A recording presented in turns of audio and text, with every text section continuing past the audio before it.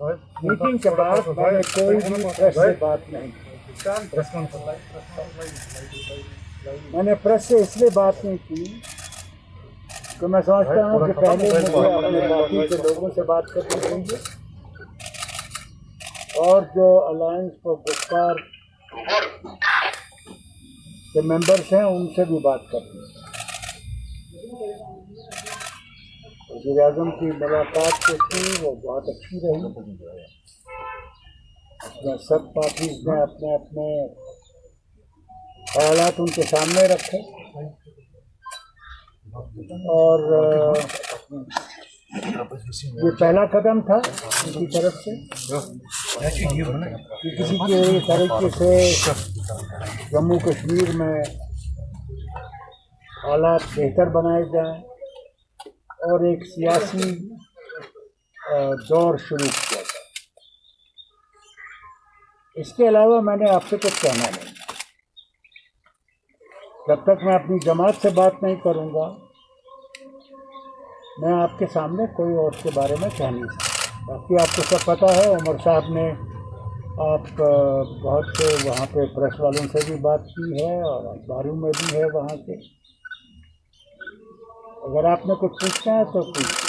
Doctor साहब, आप यहाँ गए थे अपनी पार्टी को रिप्रेजेंट करने and plus because participants were also here, लेकिन जो आपने प्रेस में बयान दिए कि आपने मुद्दों पे बात की, तो जो गुप्कार का स्टैंड था वहाँ वो आपने इंडिविजुअली अपनी पार्टी को रिप्रेजेंट किया।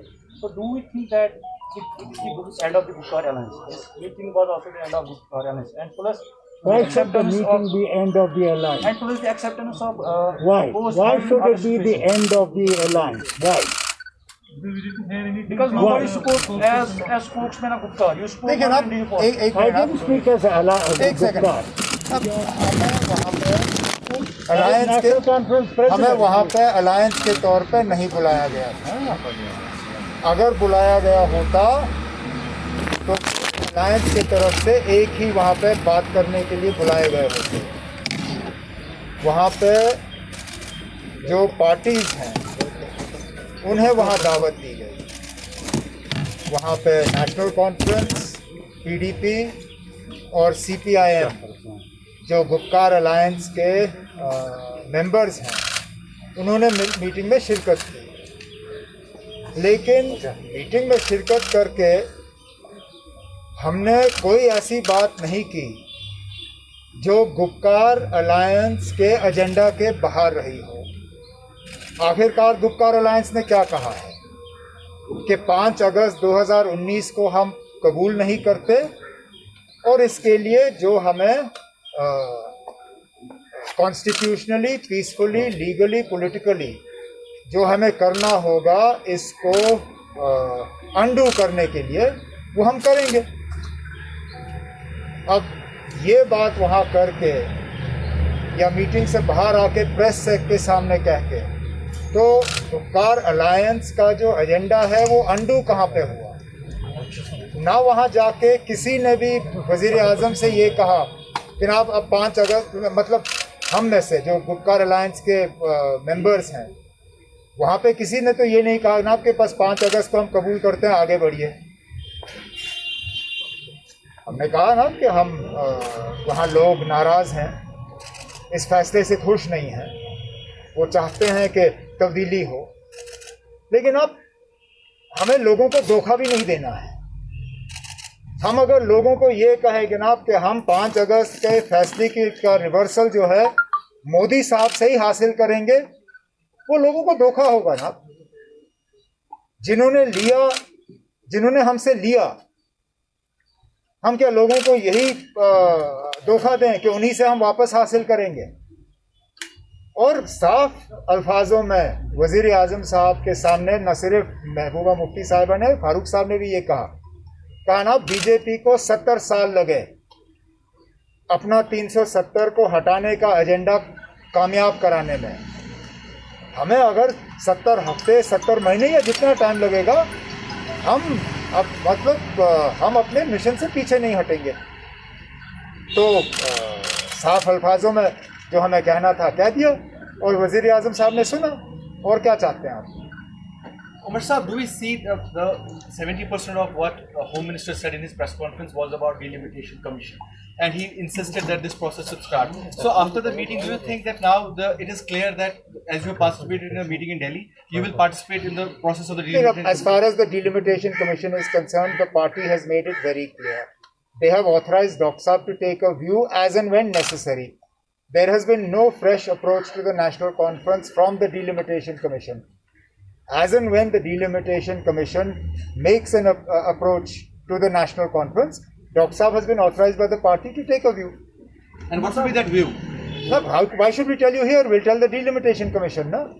He has been authorized to take a view. He'll take a view at that time. जिस तरह से अमित शाह का स्टेटमेंट आया या ट्वीट आया या मोदी साहब का ट्वीट आया मीटिंग के बाद, तो उसमें इलेक्शन से फिर वो दिन सीक्वेंस के हिसाब में से किया था, तो क्या आपको वो तस्लीम है? फिर अब हमने देखना ये बात मतलब अमित शाह साहब की जो बात आई वो बाकियों के बोलने के बाद आई, लेकिन वज़ीर आज़म साहब की तकरीर से पहले आज़ाद साहब ने हम सब के तरफ से वहाँ बात की और कहा कि ये टाइमलाइन हम नहीं मानते। डिलिमिटेशन इलेक्शन स्टेटहुड नहीं, डिलिमिटेशन स्टेटहुड फिर इलेक्शन। अगर इलेक्शन कराना ही है तो पहले स्टेटहुड लौटा दीजिए, उसके बाद फिर इलेक्शन पे हम बात करेंगे। तो ये बात हमारे तरफ से आज़ाद साहब ने वहाँ मीटिंग में रखी है और हम इस बात पे जब जब हमें मौका मिलेगा हम इस पे जोर जो है देते रहेंगे। Thank you, sir. Umar Saab, your party member Hasnan Masoodi Saab has said that even if the 370 is sub judice, that doesn't mean that we will not fight for it outside, even for the Supreme Court politically as well. But you have said that you don't want to go. नहीं, we have not said. आप क्यों? हमने कब कहा? ना हमने sub judice अल्फाज का इस्तेमाल किया। हमने कहा ना that we will fight it for it politically, constitutionally and legally. Sub judice, unfortunately, words were used only by two people. Ghulam Nabi Azad Saab used the term that it is sub judice and he doesn't want to talk about it, and Muzaffar Beg Saab said it is sub judice and you can't talk about it. I do not believe that just because it is in front of the Supreme Court that it is not a subject for discussion. Of course it is a subject for discussion. It is a subject for discussion. We discuss it. It was a subject in our DDC polls. We will continue to agitate the matter and I keep making this point. Legally, constitutionally and peacefully. That is our right and we will exercise that right. And personally, if the Article 370 was not restored, you won't fight the election. मैं personally थोड़ी ना यहाँ बैठा हूँ, मैं party की तरफ से बैठा हूँ यहाँ। मैंने बार इस सवाल का जवाब दिया है। मेरा फिलहाल इलेक्शन लड़ने का कोई इरादा नहीं है। पार्टी का जो फैसला होगा वो अपनी जगह। अब आपको उससे क्या लेना देना? मैंने आपसे कहा ना फिलहाल मुझे इलेक्शन लड़ने का कोई शौक नहीं है। Sir, one of the members is Mehdi Saab is very angry with the party. Have you consulted him or talked about him, or you want? He is almost. No, I'm not going to discuss individuals here. Thank you. If there is something that is between us. Sir, do you agree that the 370 sub-judice, Muzaffar Beg and Azad Saab have kind of not have that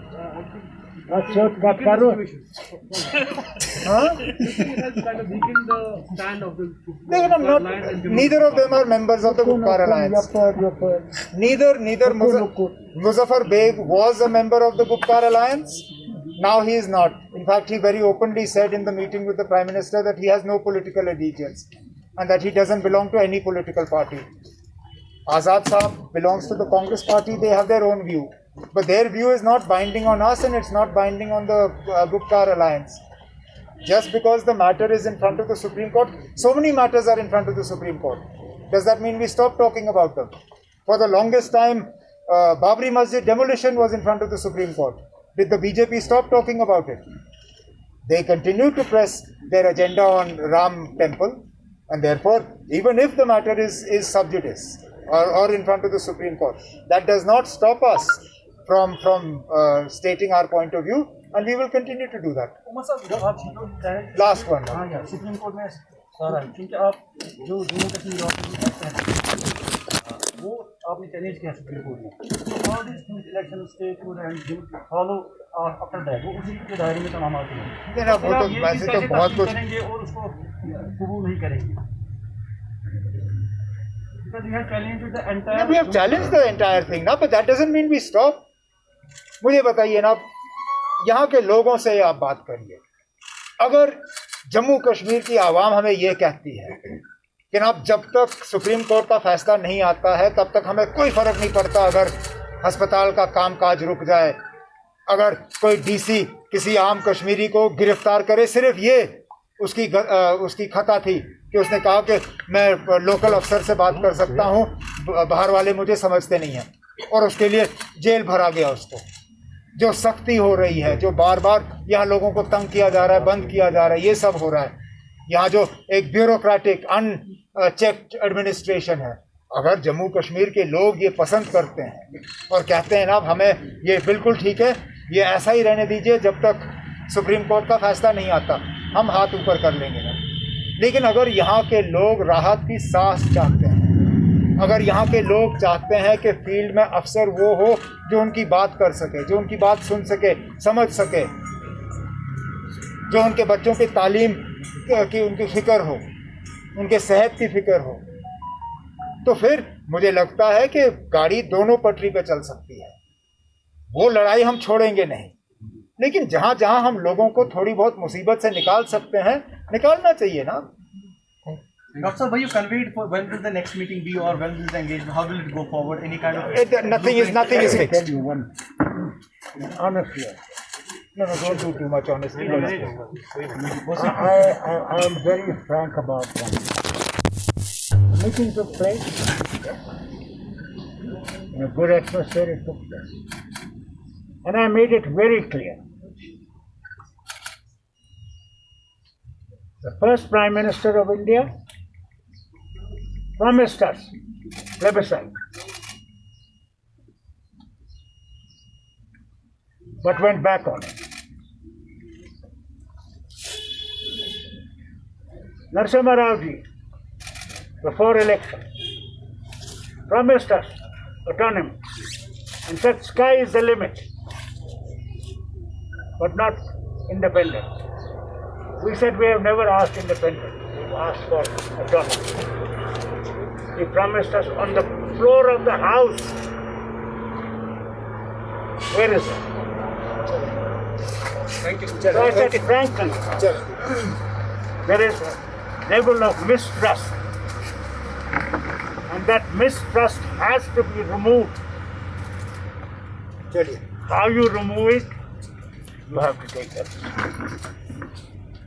That is why even Dr. Karan Singh today, if you read the newspaper, has said that statehood must be brought forward. So let's not jump. Let's see what they do. How do they remove that mistrust? Or will they continue that mistrust? what makes you hopeful now?